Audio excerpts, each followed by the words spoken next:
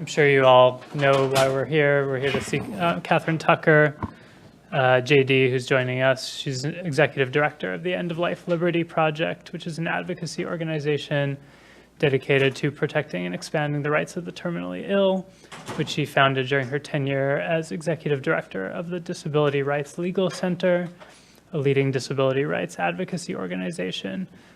Previously, Kathryn has served for 2 decades as Director of Advocacy and Legal Affairs for Compassion and Choices. She has also held faculty appointments at Loyola Law School, Los Angeles, the University of Washington, Seattle University, and Lewis and Clark Schools of Law, teaching in the areas of law, medicine, and ethics pertinent to the end of life. So let us all welcome Kathryn. Yay. Thank you. Hey, thanks for having me. I'm just going to go extra fast because it's late and it's still snowing. So, yeah, psychedelic medicine I will be talking about, but a little bit in a roundabout way. Because I am an advocate for terminally ill patients, I want to start sort of by framing up the discussion about the reality of dying in America in this day and age. And I think, I'm sure you all know Atul Gawande and his work. And these are his words that I think are quite true and really cause the situation of difficult deaths because it can take so long. So I'm among medically trained people. I'm not going to dwell on this, but these are the kinds of deaths that I've often seen as an advocate bringing cases on behalf of terminally ill patients who want more choices about how to achieve a peaceful death. And each of these, you've probably seen in practice if you're a practicing physician, are some really bad deaths. So why so much does it matter if a dying patient is able to choose the kind of death that they want?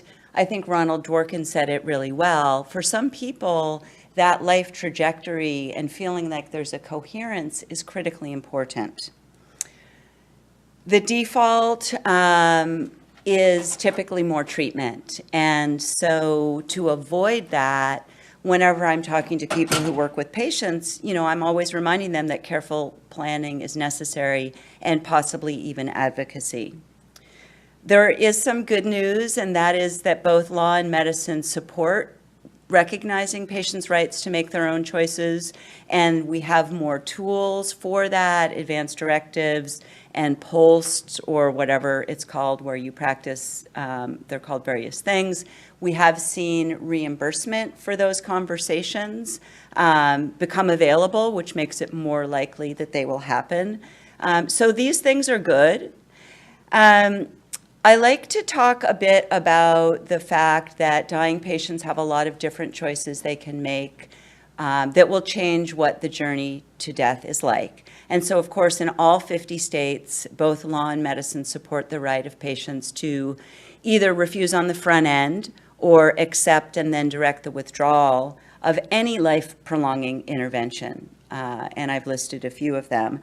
And, also now it is standard of care that if that's going to be done, there should be anticipation about any suffering that might ensue, and there would be prophylactic palliative care. It's also now recognized that patients can choose to stop taking food and fluid, and they can achieve death in that way.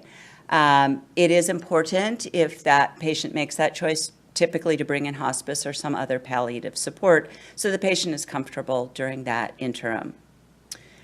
I would like to say, and a few years ago I would have said, it is now standard of care to provide attentive and aggressive pain management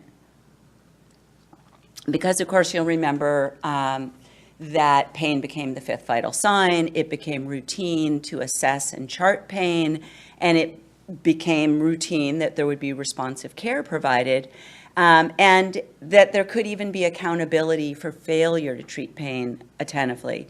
And I was involved in this case mentioned here, some of you may have heard of, Bergman versus Eden Medical Center and Dr. Chin, which was the first case in the country to go to trial where the only claim against the clinician and the medical center was the failure to treat pain appropriately in the context of terminal illness.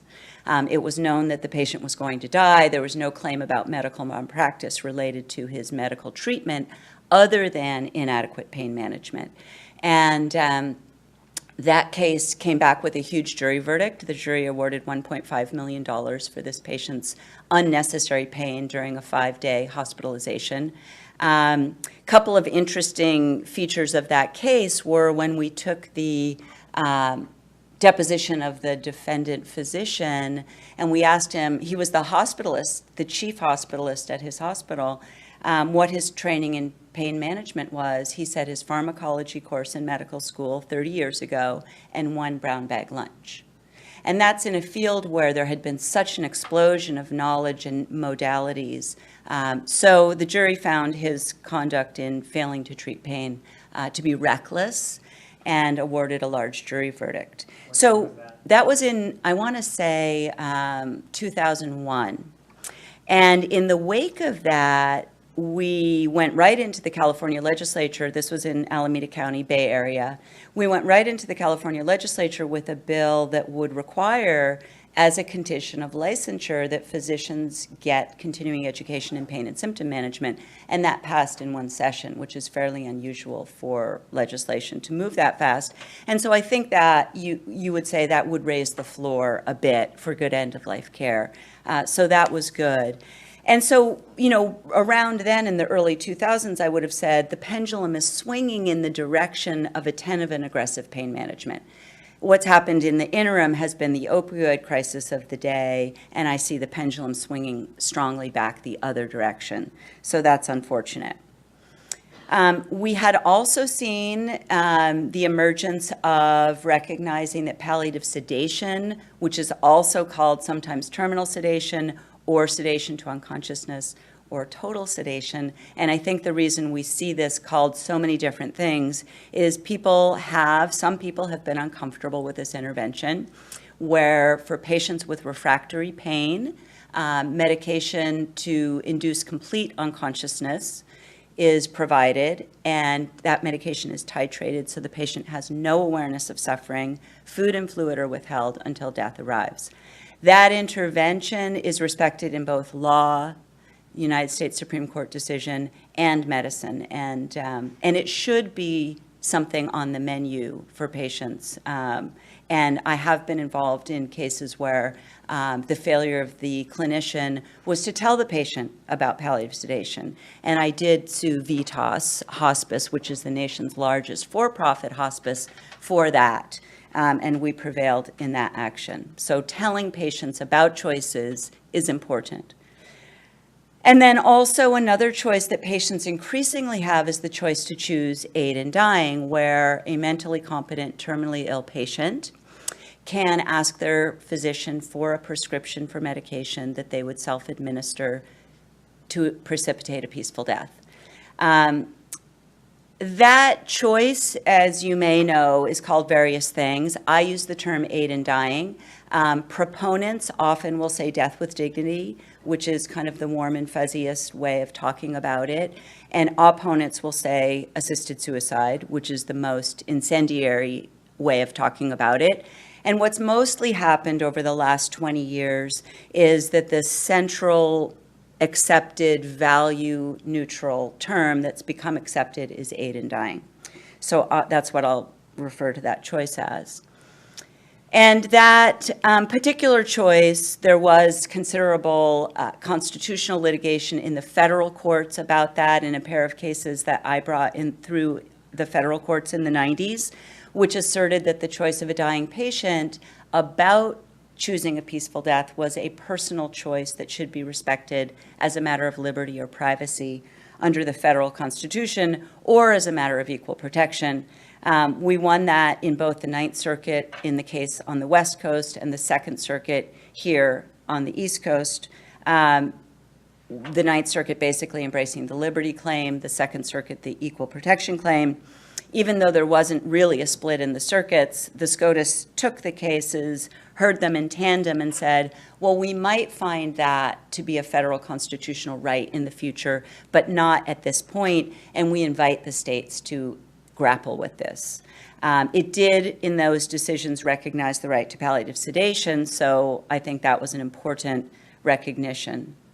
So what happened in the wake of those cases is almost immediately Oregon's law, which is called the Oregon Death with Dignity Act, which was the first statutory permission for aid in dying, came into effect. It had been passed in '94. It was held up for a few years in litigation. And then almost immediately after the SCOTUS ruling in the Quill and Glucksberg cases, it became implemented.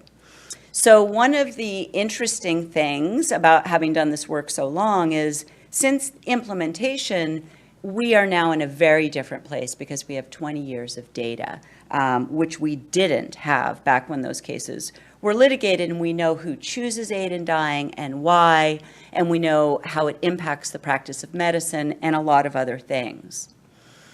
So it is increasingly available. Oregon was the first state via initiative measure, Washington in 2008. Vermont was the first state to address this through traditional legislative process. Those courageous Vermont legislators actually took this on. California then followed in 2015, Colorado by initiative in 2016, and Hawaii most recently in 2018. And all of these permissions for patients to choose aid in dying are quite limited as to who can choose it. Must be mentally competent, must be terminally ill, which typically is defined as 6-month life expectancy or less, just like the hospice eligibility, and that you be resident of the state. And there are a lot of procedures around this. I mean, I like to now recognize that this is a very aberrant way to practice medicine. I think most doctors don't open a statute book, but here there are all kinds of statutory requirements around the forms of the request, the number of requests, documenting the requests, witnessing the requests, a mandatory statutory waiting period, collection and reporting of data, provisions for opting out. It's a heavily regulatory statute. And as we've seen over the years, new statutes come out, they're actually going in the direction of more regulation rather than less, which I think is the wrong direction and very unfortunate. But what do we know, now with 20 years of data? Patients are comforted to have this choice. An interesting piece of data that I don't think anyone expected was the large fraction of patients who go through that elaborate process, get their medication, and don't take it. It is comforting to know that it's there. Some other things that we maybe didn't expect is that has shown that the floor is raised for good end-of-life care for everyone, because when aid in dying is an option, we see more training in pain and symptom management, more prescribing of strong pain medications, more referrals to hospice, and they happen earlier, and better communication with the patient and the doctor. And that benefits all patients, whether they choose that particular end-of-life course or not. So I'm happy to say, as an advocate for this, that we've now seen a broad movement in medical professional organizations to support this choice. And the first 4 on that list actually have very progressive policy. The American Medical Student Association was one of the first. The most recent and the last listed, the American Academy of Family Physicians, just adopted its policy in October, and it is engaged neutrality. It's not a strong position of support. But even moving that far was important. We've done some litigation in state courts that has expanded this choice in the state of Montana, where practice is not governed by statute, much more like normal medicine, standard of care. And really to come to the point that maybe most of you gather if you're part of the psychedelic medicine study group, is I was very intrigued by the findings that are starting to be reported about the efficacy of psychedelic medicine in relieving anxiety in terminally ill patients. So these studies, as you know, for many years there really was no research in psychedelics, and I think my article was shared that gives kind of an overview of how, as a legal matter, research was really curtailed when psychedelics were put on Schedule 1, and essentially, there's no prescribing use. They cannot be prescribed. And the study of these substances was really frozen for many years, from the late 60s until really about 20 years ago.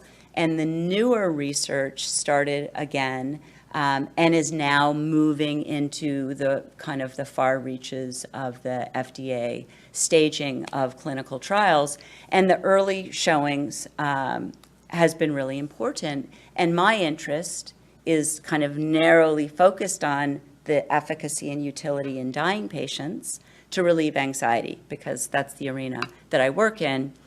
Having said that, there's a lot of exciting findings around applications for depression and PTSD in particular. So really exciting findings, and particularly, and I've highlighted the non-physical suffering because the intervention of palliative sedation, for example, for patients with refractory physical symptoms, but it is not understood to be an intervention for patients with non-physical suffering. So it's really nice to see a new treatment that has efficacy for patients with non-physical suffering. So, and I like to bring this into focus, and I think, this may explain why I spent so much time talking about the practice of aid in dying, and that is, if we are going to allow dying patients access to controlled substances which precipitate death, which is what happens with aid in dying, shouldn't we allow them controlled substances that may change their experience of dying? It may change how they feel about what they're experiencing on that journey. We don't know that, but doesn't it make sense that we would offer that opportunity? So that really is what occurred to me as having worked so long and hard for so many years to expand choices for patients, and seeing that the treatment of physical suffering was in fact being addressed by a lot of new techniques and a lot of support for aggressive pain management, but not non-physical suffering. And I will say, and I'll let you read this for a second, because I'm not going to repeat it, but show of hands if you know Ira Byock or any of his work. Does that name? Okay. So he is probably one of a small handful of the nation's most prominent palliative care physicians.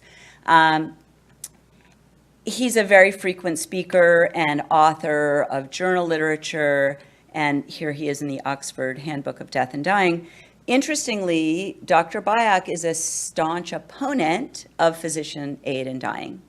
And I think maybe his opposition to it has led him to say essentially what I just said, which is, yeah, why don't we offer dying patients this? And I think he probably thinks because then perhaps they won't want aid in dying, and that would make him very happy because he's very conflicted about it.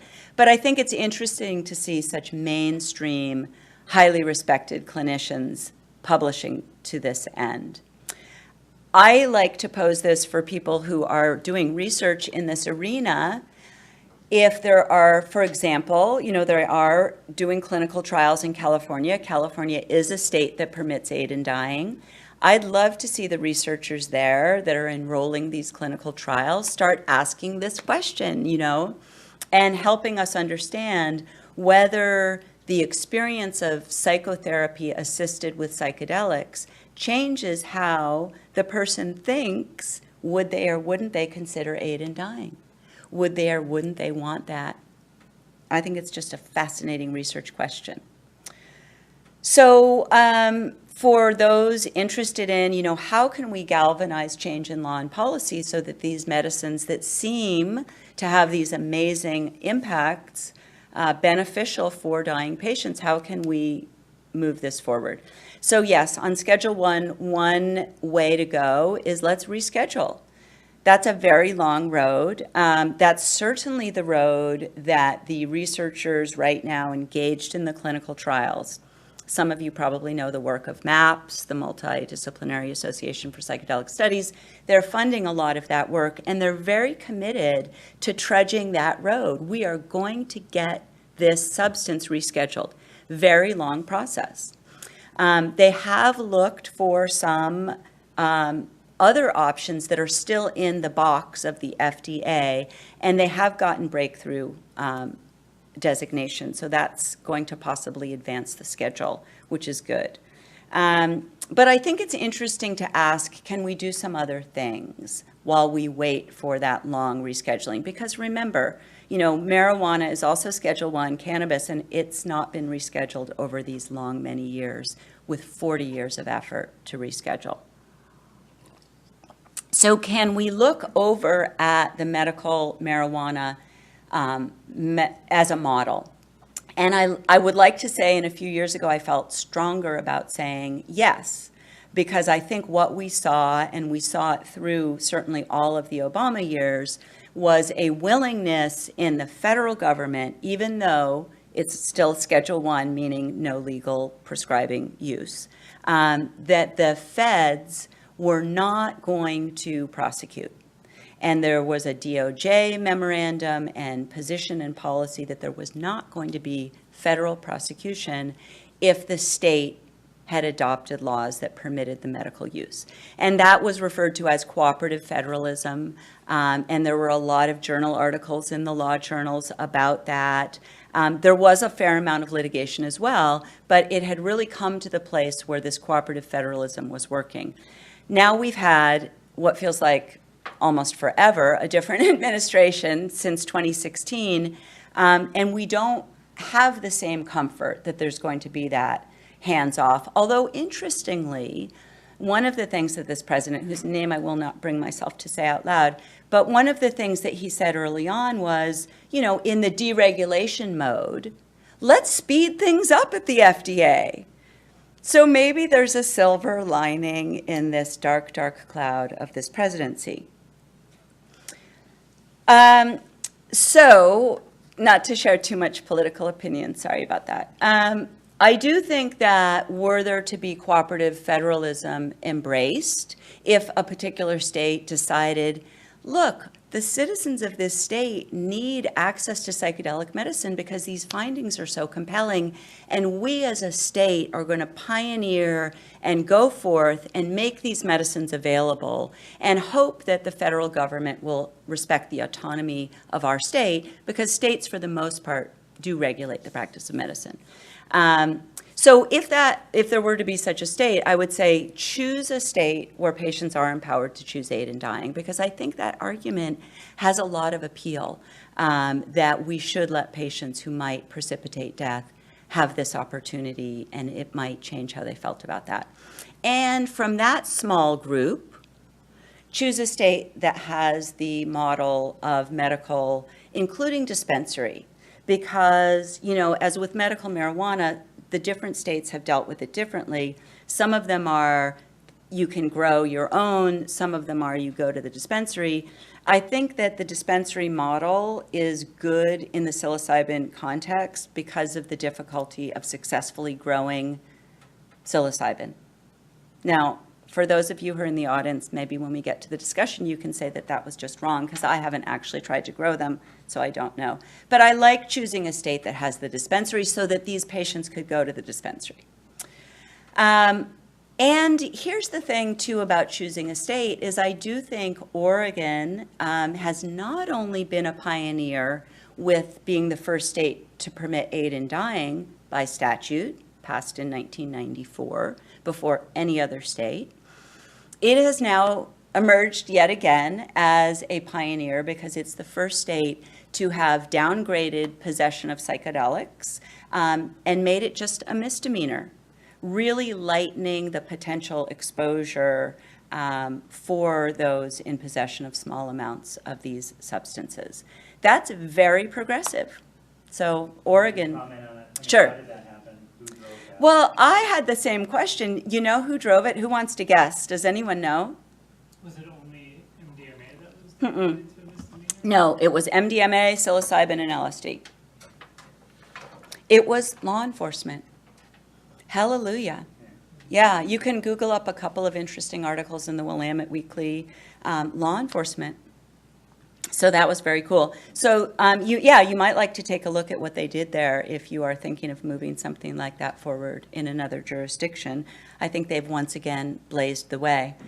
So I'm really coming to the end because I know everyone needs to go with a couple of predictions, and that is I think choices available for terminally ill patients will continue to expand. And of course, I was just in Massachusetts, and Massachusetts has a court case moving along that looks as if it has the potential to establish access to aid in dying in that state. So I think more states, New Jersey has a bill pending, as do other states, that will become an option more widely available. And the voice from the medical community continues to be really important on that. So to the extent that you are active, the AMA continues to be the crazy outlier that it has so many times in history been, where it refuses to change with evolving societal norms. And so it continues to call this physician-assisted suicide and to oppose it. But it's starting to look like the outlier. So to the extent you're involved with more progressive groups, having them speak out in support is important. And I think we will continue to see palliative tools developed and emerge, and I hope that psychedelics for refractory anxiety will be among them. And that's really my last slide, other than to say, if you like to follow up and shoot me an email, there's my email, and I always love to follow on dialogue. And also I have that little webpage in case you like to know more about the work of the End of Life Liberty Project. And so now, yes, let's certainly have discussion and questions.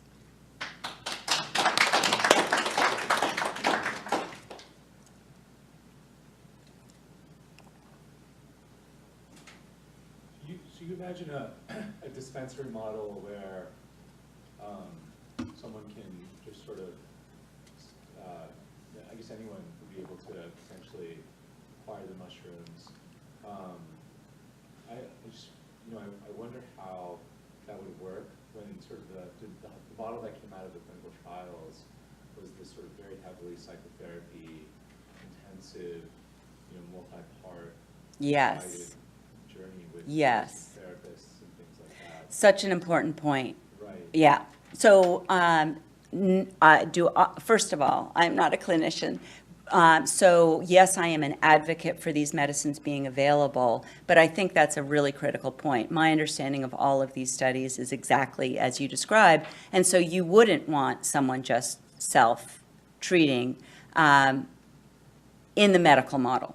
So you would hopefully have patients who were able to also take these substances while they were being supported by someone trained in psychotherapy assisted with these medicines. Yeah. Great point.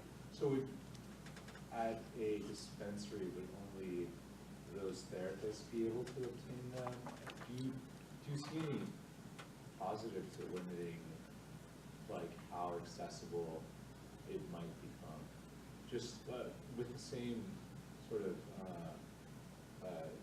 concern for the fact that they became misused in some way, and the patients who actually needed them, the tide may turn the other way. They may not Right. be able to get them. Absolutely. Totally agree. Yeah. Maybe make a comment on that. So some ketamine clinics are having people come in with ketamine therapy, and then therapists are then teaching them how to self-facilitate later after having to experience it, and then giving them like ketamine lozenges and stuff like to take home. But so maybe it could be a thing where you go in, you have your initial treatment, but then I guess the idea is that you're not doing it self-defense. That's it. Yeah. I think it's an interesting discussion to have for sure. How to make things more accessible.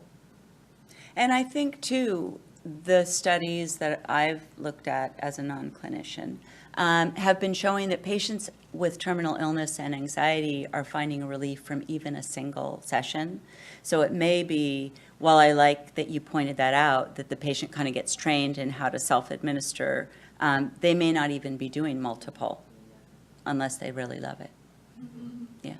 The other issue with the dispensary model is, you alluded to more of the actual organic mushrooms being available versus a drug product. And so I wonder, there's issues with the mushrooms being standardized and safe in terms of cultivation on that kind of scale. And I wonder, if you're taking medical marijuana as a model, in order to create, say, like a purified drug product, I don't know if that requires the federal approval level that's happening now, or if in the way that states have medical suppliers of medical marijuana, if that could be done on a state level.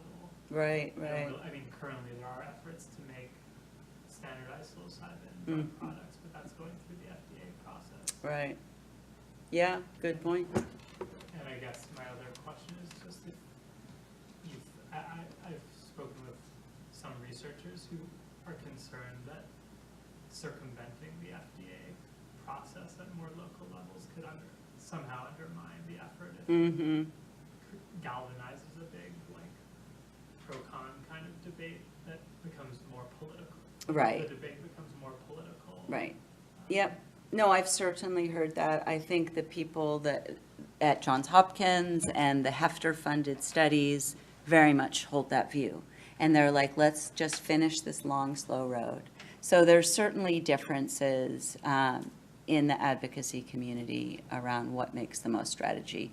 And, you know, when you start thinking about what is the smart strategy for pushing forward even in a particular state, for a state statutory permission. And you'll see at the end of my article, I had drafted like a model statute for Washington State, I think I used. You know, you have to start drilling down into these questions about who would be the best messengers. You know, can we get the palliative care community to step forward in leadership and say, these are important medicines, we'd like to see them available for our patients. As an advocate, that would be sort of my favored message bearer.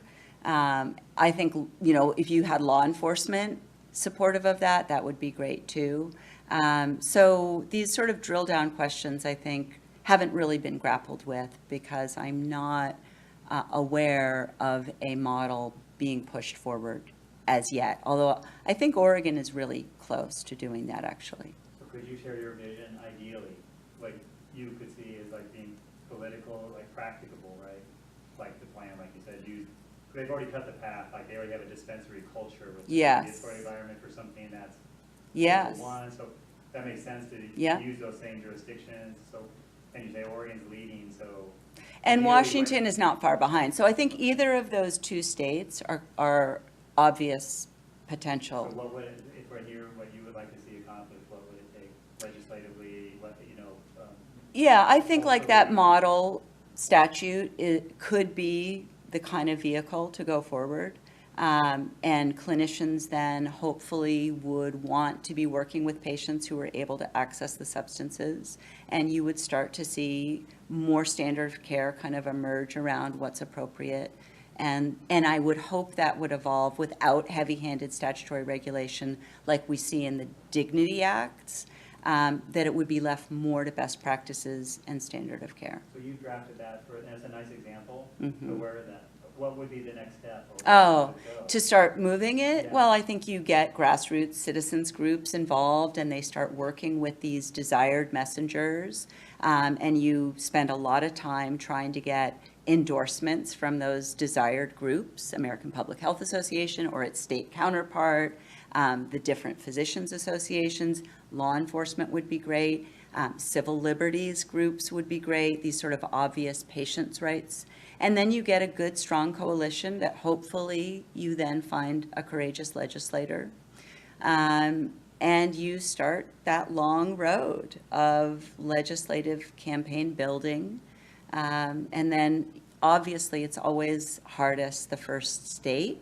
But Oregon has now some good experience having been first in some interesting medical envelope pushing. So it seems like an obvious state that might be willing to do that. And then other states can look and learn. I mean, these first states are always very closely scrutinized. And So is a coalition forming in Oregon? I think, you know, I'm aware a little bit of the Oregon Psychedelic Society starting to talk about this. And I can't say I've been closely involved, but it's certainly in discussion. And we might see it as early as the next legislative session. So it's worth, you know, if you're following it, get on their webpage and stay close to their developments, yeah. You mentioned a few other paths after there was breakthrough, and I was wondering if you just comment on if psilocybin got a breakthrough designation, what would, for this, what would that mean? How much easier does that make it FDA-wise? Yeah, I think it changes the timeline. And I think also, apart from just speeding up the timeline, you could have more access while the trials are still going on. So for example, and I think in my paper I talked about, well, a lot of the clinical trials that are enrolling obviously have geographic reality, the logistics of being able to go to Hopkins or NYU or UCLA, where the different studies that I'm aware of are enrolling. So I took the example in my paper of, well, what if the Seattle Cancer Care Coalition were to apply for an expanded use? They could then hopefully, and those are typically approved, be able to be working with their patients, even though they weren't officially in a clinical trial, with the expanded access program. So I think that makes sense. I haven't seen or heard if anyone is doing that, but I don't know why not. And sometimes it just takes a patient advocacy group to really kind of press with that entity. Sometimes leadership of the healthcare entity will just say, this is the right thing to do. We want to be doing this. So I think there are things that can increase access during this clinical trial period that's still going on, and hopefully there are things that can speed up how long that takes. And simultaneously not be a liability. Yes. Right. That's possible.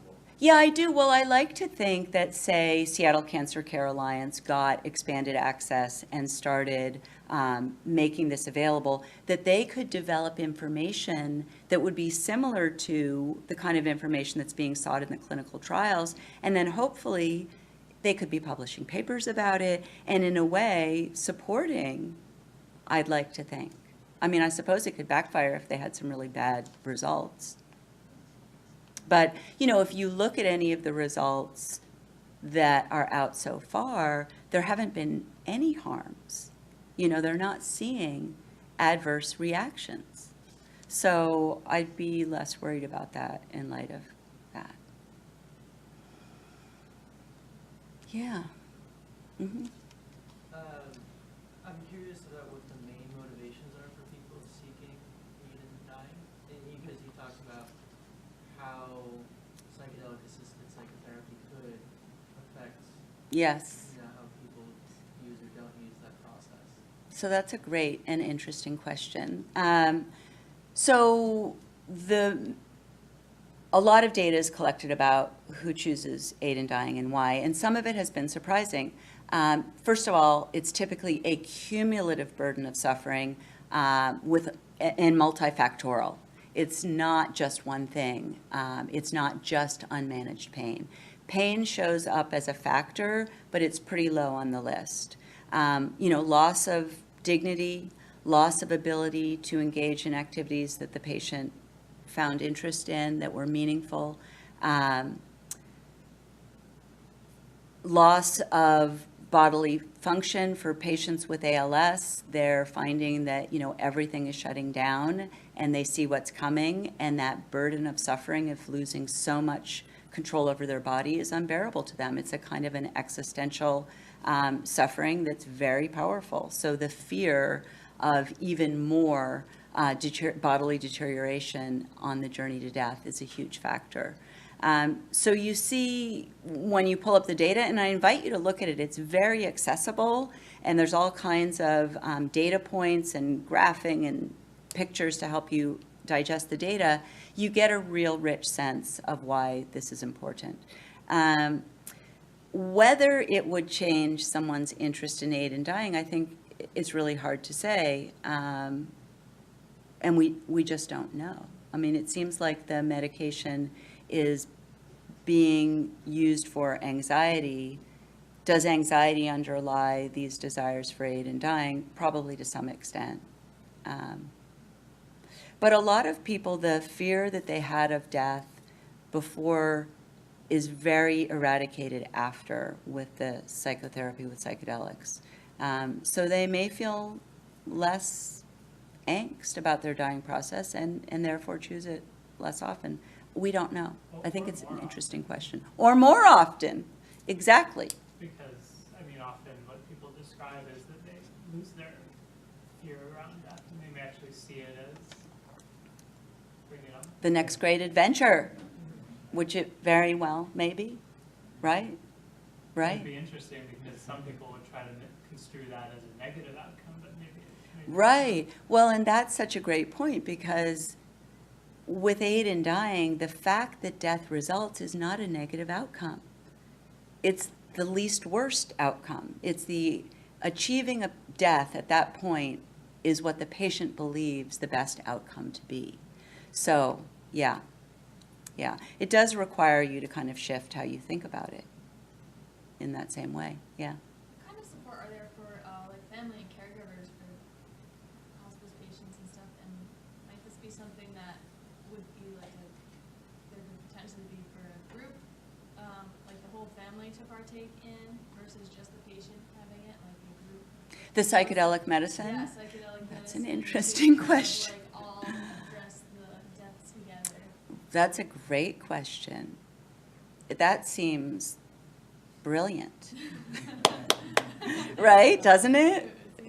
I don't know. I don't know if anyone's asking that It's question. really hard for the family too. I mean, I know my grandparents were dying. My mom was really, it was really, really hard. Especially when you have Alzheimer's and different things and all really intense terminal illnesses and things. Like, I think that for the whole family. Has anyone seen that discussed in the journals or in the discussion groups? There is a model for that in that MAPS has done a study they call conjoint therapy, where they treated both the veteran or the person with PTSD as well as their partner, and they both were receiving Okay. treatment. Okay. That's That great. would be There you go. Not in the psilocybin world. Right. But it's interesting to think about transporting it over, and it makes intuitive appeal. Maybe there's a paper there. Yeah, I feel like a lot of hospice patients, and their families, a lot of times are holding on. Yes, and struggling Keep them with alive, respecting keep the them alive, patient's they'll live, wishes, keep right? them alive. Yeah, because their wish may be really different than the patient's, and then they feel conflicted, and that's hard. And they should feel conflicted, right? Because, of course, imposing your will on the patient is not right. So, yeah. Yeah, so I love that idea, actually. I think it's really interesting. I haven't read about it, but I think it's worth starting that discussion or continuing that discussion. Yeah. Arguably maybe more challenging from a legal or medical legal perspective. But Yeah, maybe, but maybe not, right? Because if what it is anxiety, and the patient has anxiety, and of course the family too has anxiety about the impending death. So it seems also a legitimate use, and maybe easier too, because, you know, with dying patients, they typically have lots of different medications they might be taking. They might be very sort of fragile and frail, and it might be harder to titrate dose with that kind of a body. So I don't know, it might be actually easier to treat the healthy family members. Interesting. Well, thank you. Yeah, one more? Oh, I was just curious what kinds of, in your experience, what kinds of resistances, I mean, both psychological and structural, but especially psychological, you've encountered the most often, or what you consider to be the most significant resistances in, you know, when you've spoken with policymakers or, you know, other people who might have more immediate power to drive some of these policies.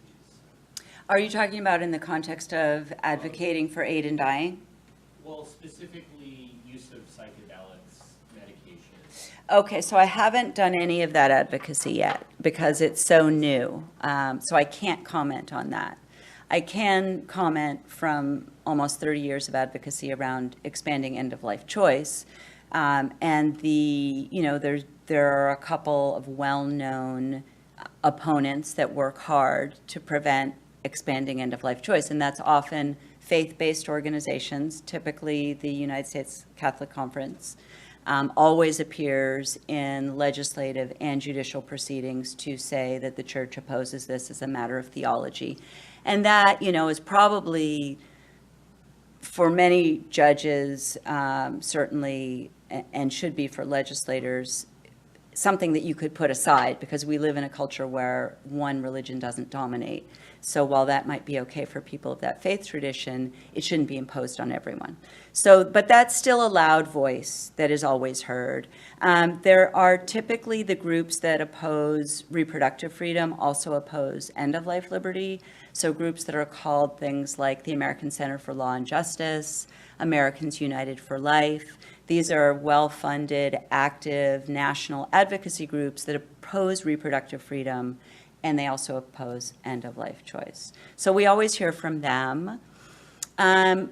More difficult, but I think it's shifting, has been the voice from the disability community.